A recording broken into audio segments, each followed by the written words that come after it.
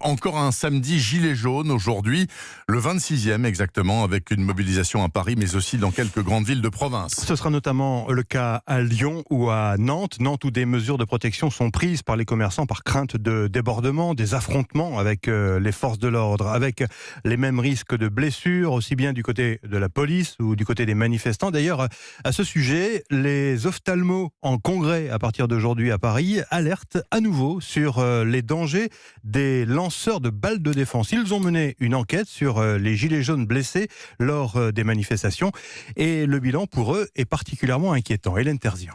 En 3 ans, près de 40 patients ont été pris en charge pour des blessures liées à l'usage d'armes de type LBD, avec une très nette hausse depuis le début des manifestations des Gilets jaunes. Les médecins ont essentiellement soigné des hommes de 25 ans en moyenne, dont près d'1 sur 2 est arrivé aux urgences avec une plaie ouverte.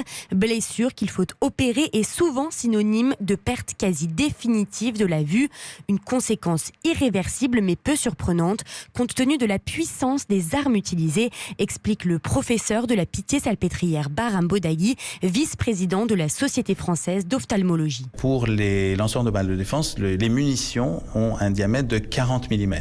Un diamètre proche d'une balle de golf ou une balle de squash, avec un diamètre de l'orbite qui est similaire. Donc quand les balles arrivent dans l'axe, l'orbite ne peut pas jouer son rôle d'amortisseur du choc. Un choc qui peut provoquer une fracture de l'orbite, parfois un éclatement de l'œil. Dans 20% des cas, l'œil doit être retiré. Les patients peuvent aussi souffrir d'autres fractures faciales et même si c'est plus rare, de lésions cérébrales. Hélène Terzian.